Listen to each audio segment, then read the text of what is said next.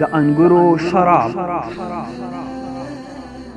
کله چې حضرت آدم علیه السلام د ترو انګورو ونه کېښوده نو شیطان د ونې لاندې طاووس وواژه.